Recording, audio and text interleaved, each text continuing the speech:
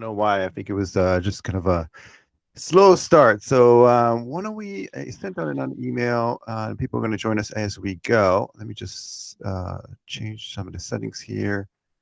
Pin you in here. Why don't we get started?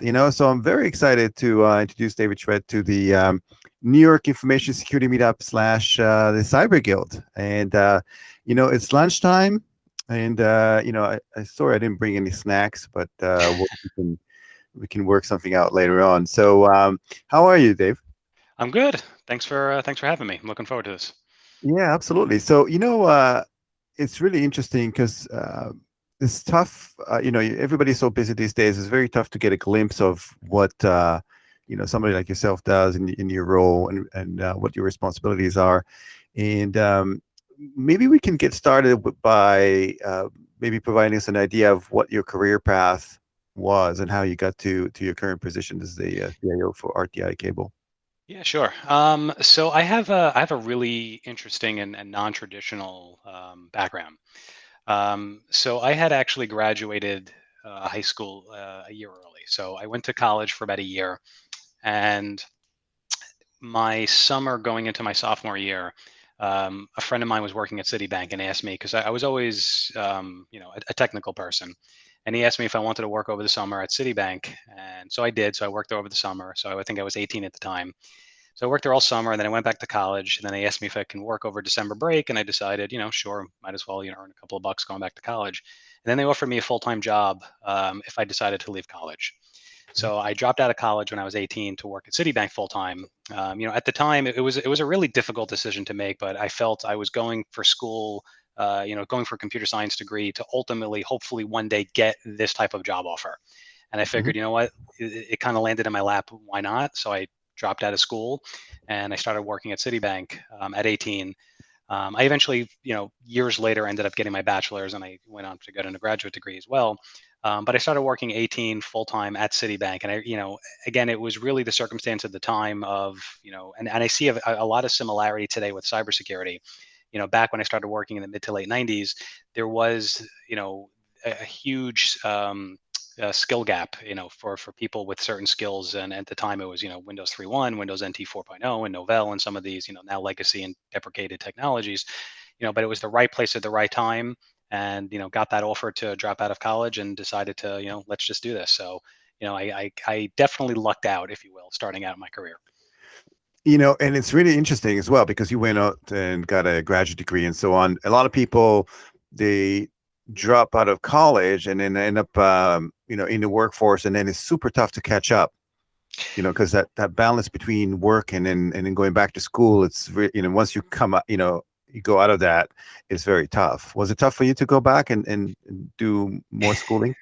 It was, again, although I was 18, I can make my own decisions. I did, obviously, my parents, definitely weighed in on it. And I had to promise my mom that, I would at some point go back and finish it. But you're right, it was at a point where, I'm making at the time, a very good living. And I didn't have my college degree, and, he was asking me to get it. And I did take my time, to get it. And what really was the impetus for me to actually go and finish it was, at this point, so I worked at Citi, then I worked at Merrill Lynch, and then I actually came back to Citi. Um, and I eventually transitioned into the audit and risk review department to be a technology auditor. And one day, my manager tapped me on the shoulder and said, "Do you have your college degree?" I said, "No." And he goes, "We didn't realize you didn't have your college degree. You really can't and should not be in this position without a college degree. You're an audit manager, so I'm running large scale global audits for Citibank, and I had like 15 auditors, working on my audits for me, and yet I don't even have a college degree." And he said that it's a real big issue with the banking regulators, because they look at the criteria and the backgrounds of the people that are, running the audits. So I really kicked it into high gear. And I think at that point I had like 80, 70, 80 credits. So I, went full time basically while I was working, which is really difficult, but I went and finished it in like a year from that point. So what are your thoughts about today, education in general, and the importance of of that to the workforce and getting a job? It seems like everyone talking about the kind of the bubble of degrees and people coming out with not so much applicable skill sets, but a lot of credentials. what would you recommend to someone trying to get into the workforce or try to switch careers? And is it still worth it to go out and do, undergrad, masters, and, potentially PhDs? Yeah, I definitely, it does.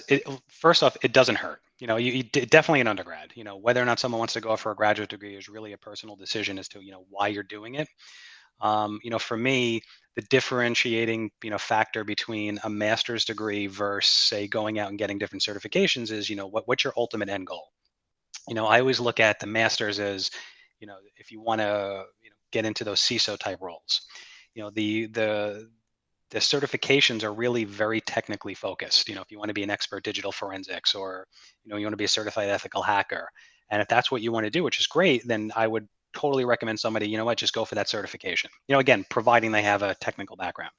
If somebody wants to be like at a governance level and they want to, be on the risk committees and they want to be able to interface with banking regulators, it's a different skill set than just being technical. You have to be able to take the technical and you have to be able to translate it into, what is the business risk, and what is the potential adverse effects to the organization, should we not have this, type of control. So it's really two different skill sets, and the master's degree kind of marries the two. So if that's somebody's end goal is, to whether it be a CISO or, the head of, department, I would tell them to go for the master's. But if somebody is solely interested in, I want to be as technical as I possibly can from a, an offensive side, there's the OSCP and there's different certifications on that, but I would, kind of steer that person into more of a certification role. Mm-hmm. Interesting. And then also, your background, you went from working for some very large companies, Merrill Lynch, Marsh, McLennan, Citigroup, Grant Thornton, BNY Mellon, huge giant corporation, to smaller organization, like the Galaxy Digital, and then, RTI Cable that you were working today. Was that intentional to kind of move from these, giant corporations in different roles to Not it wasn't necessarily intentional. So my career path at a certain point, so I think it was like around 2005 and 2006, I was working at BNY Mellon, and at this point I already had my undergrad degree, and I decided I wanted to go back to law school and get my law degree. And that was the plan. So I was planning whether or not I was going to completely leave technology and go work at a law firm, or I was going to try to marry the two and become some sort of IP attorney. I wasn't sure, but I knew that I love the law. So in 2006, I decided to go back to law school. At the same time, a very good friend of mine, who's on the whole typical entrepreneur story, wakes up at like 2 or 3 in the morning, sends me an email, and decides, I want to co-found a company, and I want you to be my partner. Let's meet tomorrow. So I'm one to never turn down a conversation or a meeting, especially obviously he's my very good friend. And we met, and he laid out his vision for building this telecommunications company. And we co-founded that telecommunications company, and we ran it for about 10 years, and we were eventually acquired. So that was my first, I guess, experience. Obviously, it was my company, but first experience working for a smaller organization. And I found, a tremendous amount of benefits of working for a smaller organization is that, there's less bureaucracy, and you get to make decisions, and you don't have to worry about major expenditure request committees to try to get funding for a particular project. It's, do we want to roll something out? If we do, great, let's do it. If not, let's move on. Let's have discussions. So I found a lot more autonomy from working in a smaller organization. And I think that's, for me, that's, for the rest of my career, I'm probably going to be focusing on smaller organizations.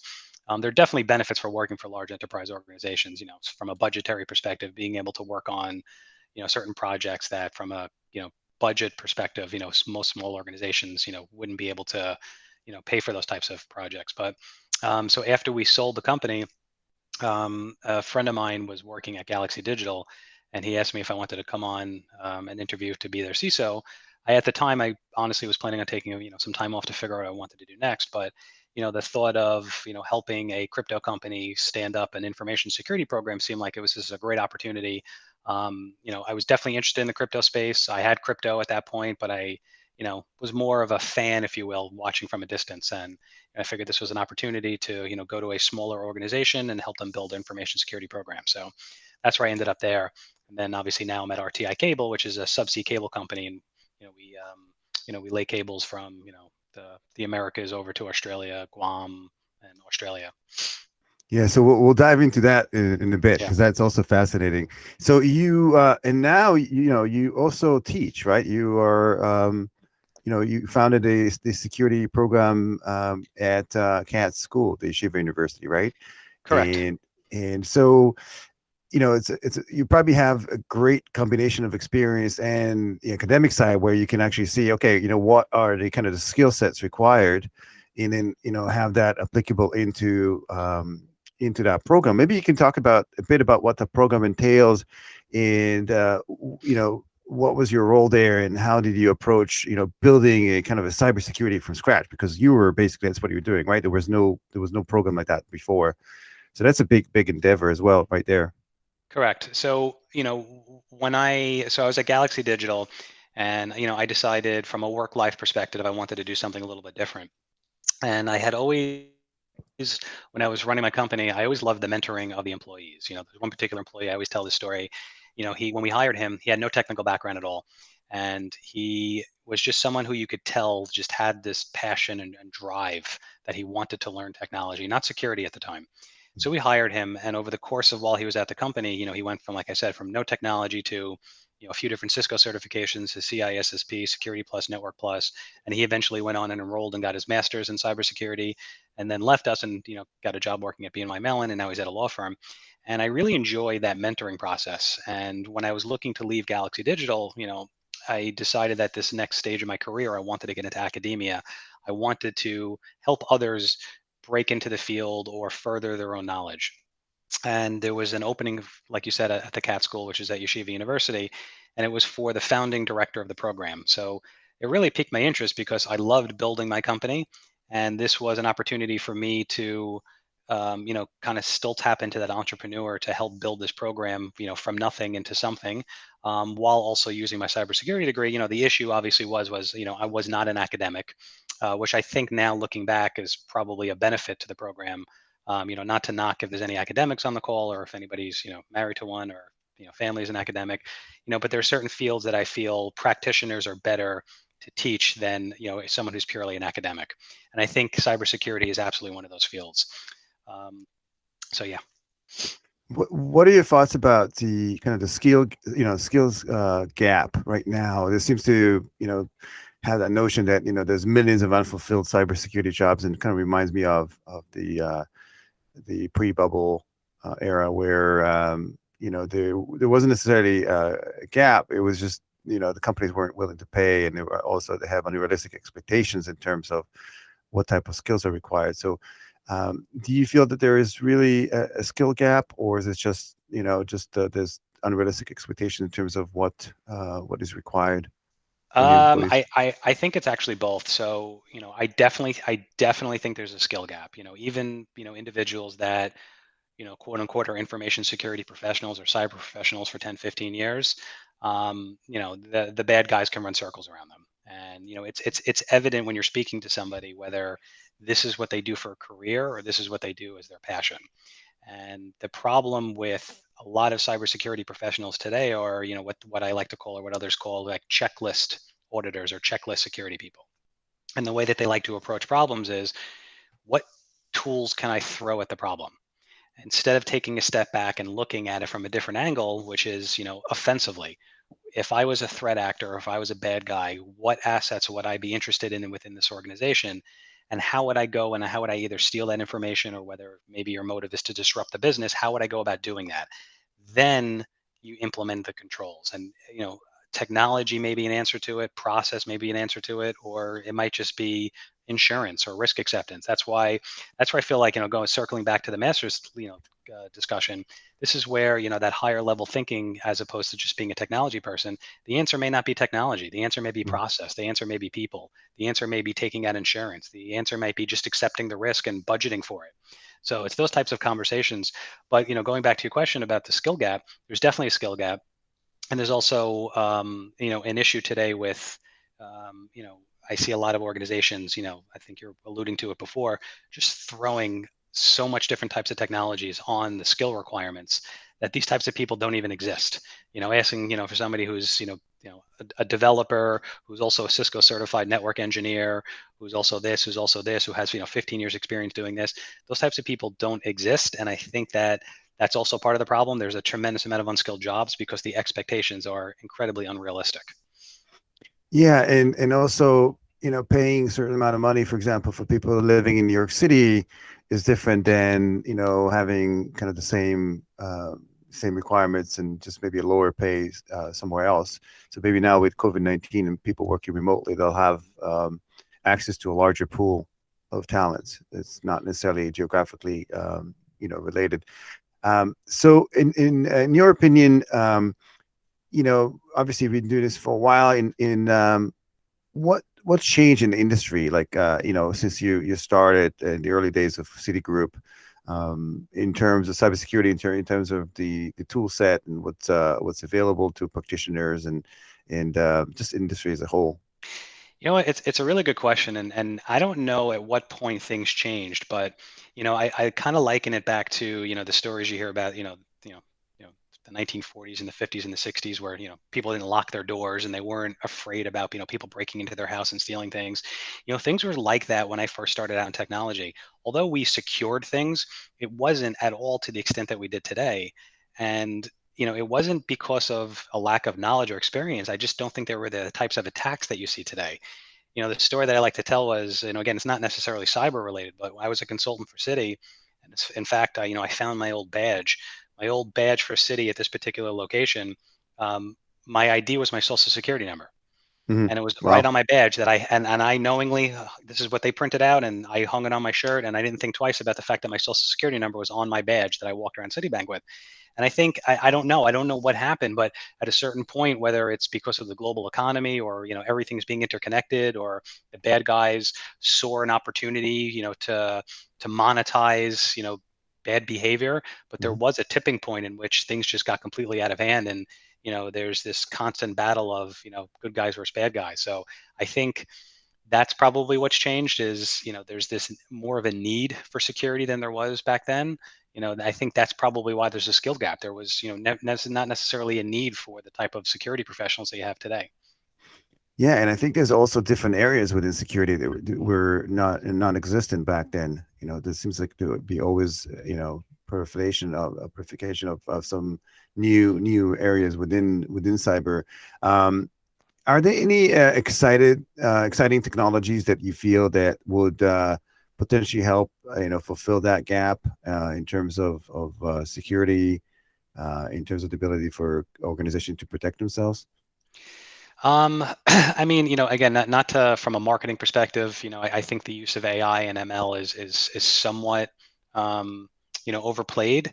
But on the other hand, I think, the use of automating and at the end of the day, I really feel that that's kind of what it is today. It's really, you know, very complicated if then statements essentially is what AI and ML is, and again, from the learning perspective, sure, you could do a baseline of activity and, detect anomalies, outside of the baseline of activities. To me, that's still automating certain human behavior. And I'm seeing a lot of really great technologies that are, getting really advanced in the automation of human decision. Um, the downside to that, though, is I feel that there might be too much of a reliance on that. And I think that, from a human spidey sense, for those threat hunters, I think you can't really automate that type of thinking. And I Mhm. think that that's going to be somewhat of a gap in technology, that there's going to be somewhat too much of a reliance on technology, kind of a set it and forget it, and let the, AI and ML determine the, anomalies in the behavior. And then I'm reading about technologies that are going to automate the response as well. So that way, so then, you're not going to need humans anymore. But then the problem is the bad guys are going to use the same type of technology and they're going to automate attacks. I still think you're going to need that human capital somewhere in that chain to evaluate, whether or not there needs to be further attention on something. And I think we can leverage technology to maybe identify where we want to focus our attention. I was at a conference and I forgot which big box store, it was like a Target or a Walmart or one of those. And I was watching a presentation where they're using technology, video cameras, and to look for facial tics, and certain body movements and certain behaviors of people, whether it's the same individual circling, particular product, over and over again, or, turning their head and looking up and down the aisle, or, certain, behaviors that are deemed to be suspicious. this cameras will alert, focus in on that person, alert a human to then watch it. And I think that's the answer. It's the marrying of that technology. Instead of hiring, 100 security guards to literally stare at everybody that's moving, it's using the technology to then turn around and focus the humans on what they need to be looking at. So I think that's going to be the evolution of what's coming. Sounds like almost a scene from Minority Report, right? Where they can potentially, somebody seems to have a nervous tick, and then they'll, they might go out there and steal or do something harmful for the organization. Yeah, Yeah. 100%. And that same type of technology, honestly, is also being used, which I think find fascinating on the trading side. I've read about technologies where they're listening to earnings calls and they're using technology to determine whether or not the CEO, whoever is doing the call, whether or not they're lying about what they're saying, and then making automated trading decisions based on that. To me, that stuff is, again, it's incredibly fascinating, but it's also, to your point, scary. At what point is it, are you putting too much faith in technology to make certain decisions? There was, I forgot what year it was, the flash crash, where because of the automated trading platforms, they kind of triggered each other and it just caused a crash in the market. And I think that too much of a reliance on technology is going to result in that same thing. If somebody's, like, to your point, Minority Report, somebody's in one of these stores and they're circling a product, maybe they're just deciding whether or not they want to buy it. It's from a privacy perspective, they're now being focused in on, and they're being recorded because they happen to walk by, the same laptop 3 times. Yeah, so that would be kind of a technology fail.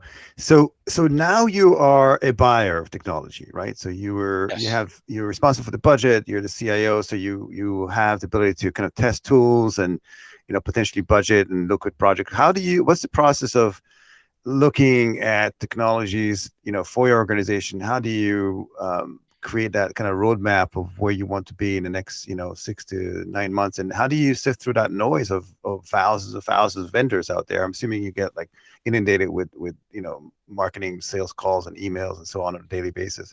So what's that process Yeah. look like for you? Yeah, we do. And if anybody has a solution to that, I'd love to hear it, because it eats up so much of your time to sit through, all of these different vendor meetings to hear about their wonderful product and how their product is better than everybody else's product and how their AI is better than their AI.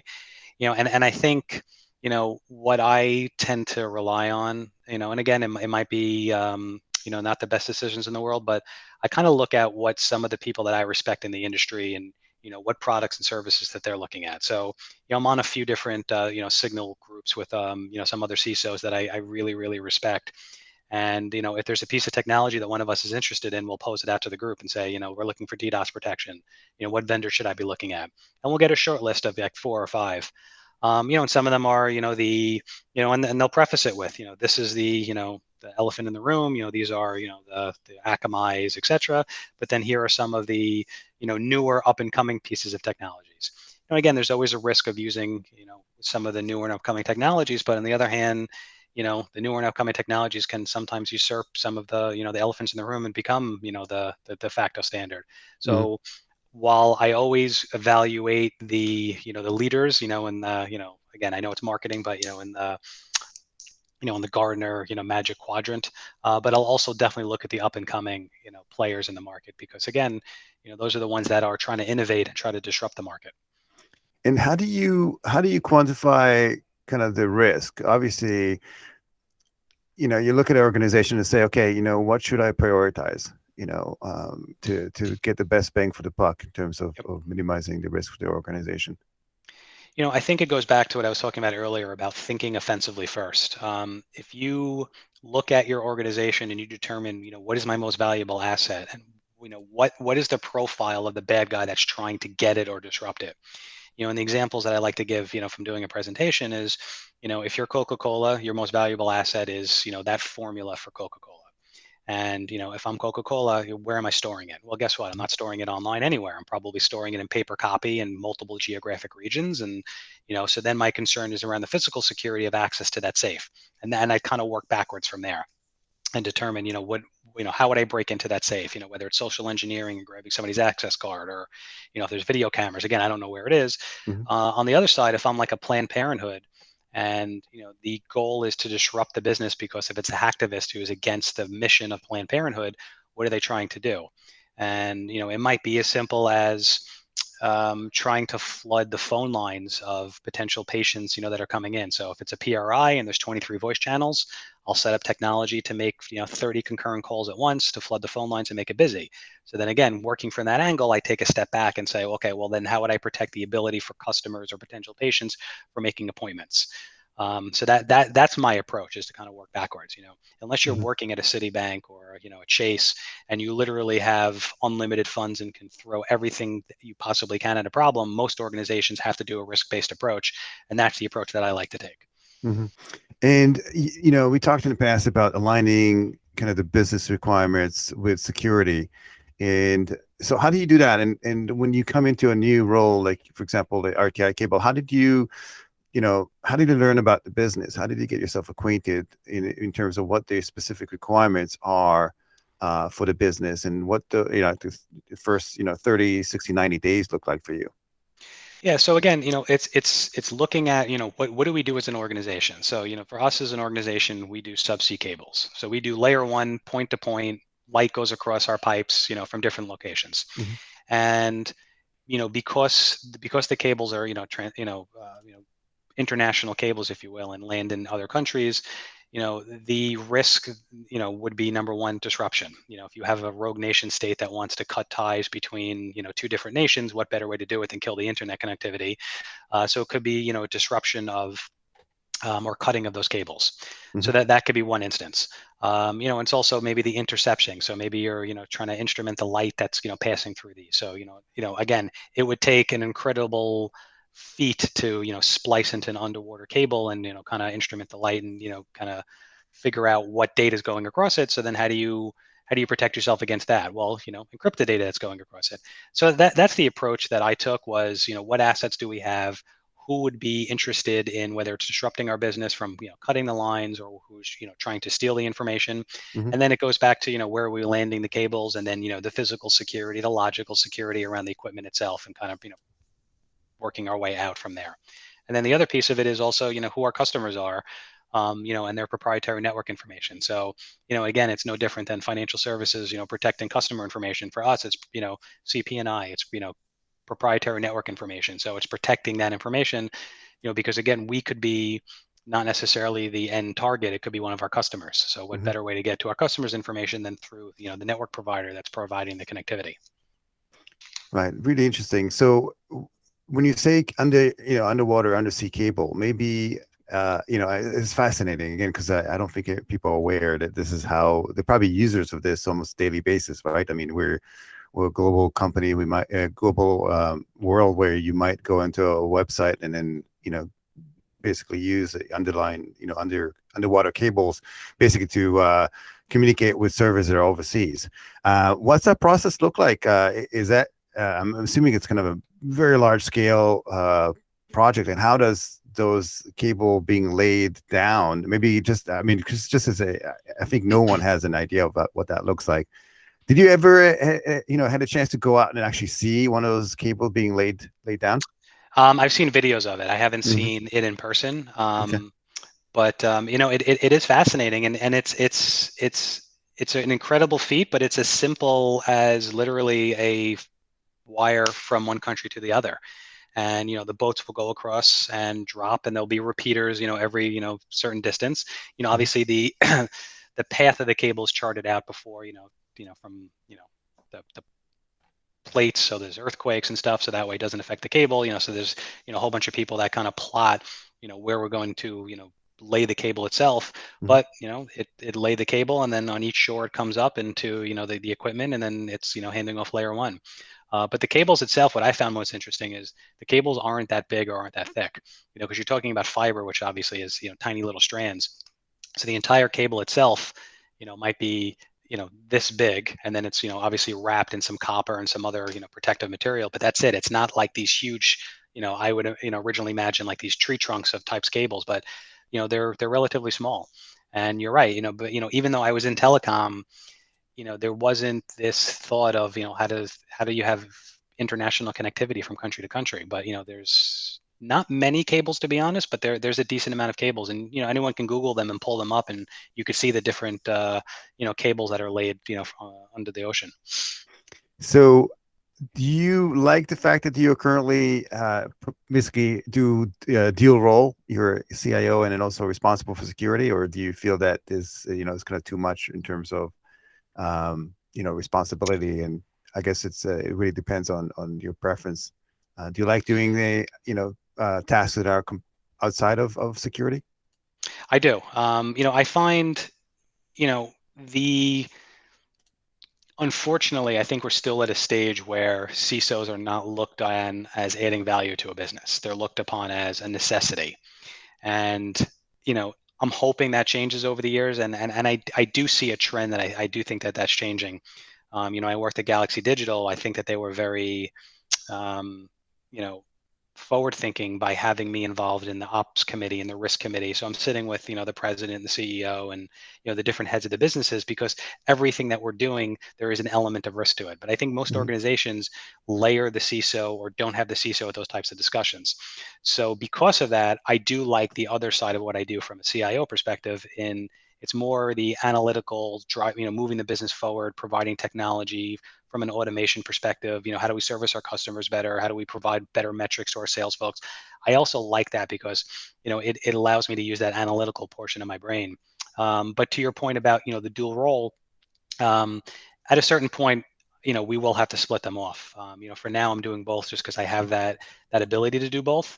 But obviously, once we reach a certain point, there is going to have to be a and a diverting of the roles, if you will, just because again, I'm cognizant of and I recognize the conflict of interest. Although I like to think I'm above that conflict of interest, I know that I'm not. So there will have to be that splitting of the roles. And then do you ever consider potentially there's anything else you could do? Would what would that be like? Just if you had a choice of doing your own thing, like maybe like create a security company or whatever else you feel like it. Just a personally, what would that be? I think what the area right now that I think really needs, and I hate to use the word disrupt because we're the next Uber, but the area that I think um, needs to be addressed is really the recruiting process. Mhm. I think that it's funny because you have all these recruiters that are trying to fill jobs that they know nothing about. And when I was on the hiring side and I would get these resumes from recruiters and I'd pick up the phone and call the recruiter and say, tell me about this candidate. They don't know anything about them. They don't know anything about their technical ability. So Mhm. it was really a crapshoot of when I'm interviewing this person, whether or not it's a complete waste of my time or not.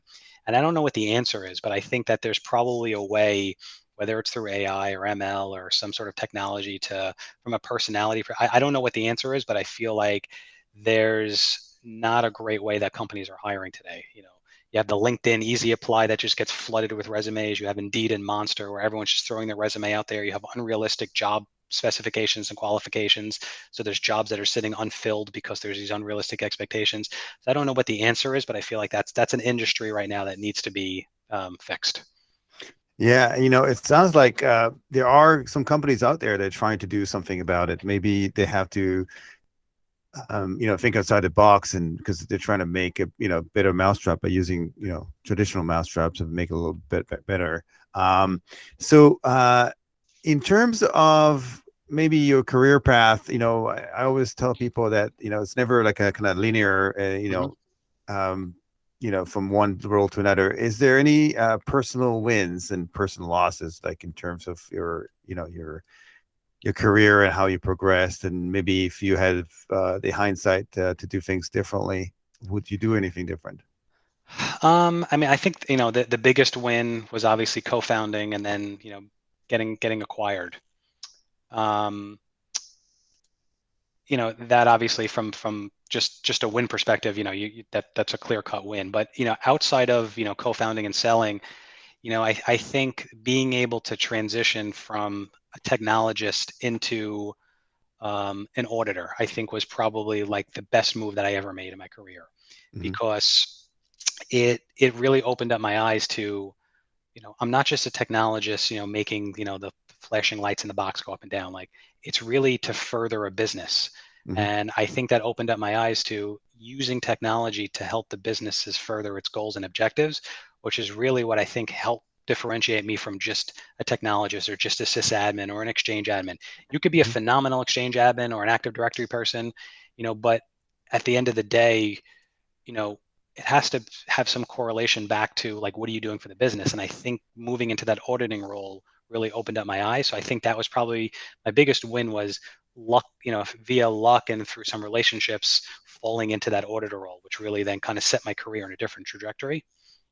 So that would be my win. As far as a personal loss, I think there were definitely jobs along the way for my career that I think looking back, I would have loved, and getting passed over and not getting any feedback as to why. I think that's probably like, again, not one in particular, but I think for me, that was probably some losses is, I was really, super excited about certain jobs or offers and, go through 4 interviews and then get passed over, and you never find out why. So that you don't Mhm. have the ability to, go learn about a piece of technology or change what you said in the, in the next interview. So there were probably, maybe 2 or 3 jobs that I would have loved to have that, I was passed over. Yeah, and it's really interesting. Maybe there's something that companies should just have like a like a post-mortem, like just provide some feedback to candidates, because a lot of times you're applying and you don't even get an answer. You have no idea where you're lacking, and it's really tough for someone to try to figure out okay, what can they do to potentially not be glanced over next time they apply. Yeah, Yeah. it's the lawyers that scare everybody. Don't open your mouth and tell anybody a reason why, because then you can open yourself up to litigation. But you're right. I mean, it's terrible to not tell somebody why they got passed over, because whether it's, hey, you shouldn't have even applied for this job in the first place because you're completely underqualified. Mhm. They may not like to hear that, but then they may start setting their sights a little bit lower. Or if it was, you are our second choice, again, while that doesn't necessarily bring comfort to them, at least knows that they're on the right track and that they didn't do anything wrong, that there just happened to be someone a little bit better. Mhm. Yeah, absolutely. So, we're kind of getting to the kind of the wrap up. Maybe talk about just briefly about COVID-19 and maybe some positive impacts it had on you and your kind of lifestyle and maybe your work and whatever else you can share with us. And then maybe just tell people how can they find you if they wanted to get in Yeah, touch. sure. I think one of the positive, obviously, of COVID is, forcing companies to open up their remote work strategy. And I think that opens up the doors, for a tremendous amount more talent. If Mhm. you're in Manhattan and, your pool of people is limited to, the New York metro area, which is great. But what if you're a company in a different region where, maybe there's 3 people within a 100-mile radius that are cybersecurity professionals? And I think now that companies are forced, whether they like it or not, to adopt this remote workforce strategy, you're going to see, more opportunities, I think, for people. And I think it will also open up for people to be able to move across country and move to different places that they normally Mhm. wouldn't have, because now there's more job opportunities, which I think will be great, because, right now you have a pool of talent focused, within a radius of certain geographic regions, but again, for certain companies that maybe want to cut costs and open up a, security operations center in, a low geographic area, they can't find people. But now they can do that, and then they can hire remote people. So I definitely think that's, one of the benefits that, that came out of COVID. And then where can people find you if they want to connect? I know you're on LinkedIn. Any other places that potentially can find you? Yeah, you can always email me, dave@schwed.io. Or if you want to just, I love chatting with people and networking and love to help people out, make intros if they need to, if any advice on how to break into the industry, anything. You can also go to meetings.schwed.io and just set up a call. Like I said, I'm happy to talk with anybody. I love chatting about cyber or, whatever I could do to help. Again, I'm an academic, so if anybody, I'm not looking to sell anybody anything. I'm just looking to give back and, give advice. So if anybody's looking for, anything, feel free to reach out. Fantastic, David. Thank you very much for Yes. taking part. Much appreciate. Really amazing, background, and I appreciate your contribution to the space. Looking forward to potentially having you, and hopefully when things can open up to the next event, physically in New York City when Yeah, things no, get better. I'd love to come. Yeah. No, you host some great events. So I'm looking forward to when they start back up. Yeah, thank you. Thank Yeah. you for the kind words. Take care, guys. Thank you all for joining, and looking forward to seeing you next time. Yep. Thanks, everybody.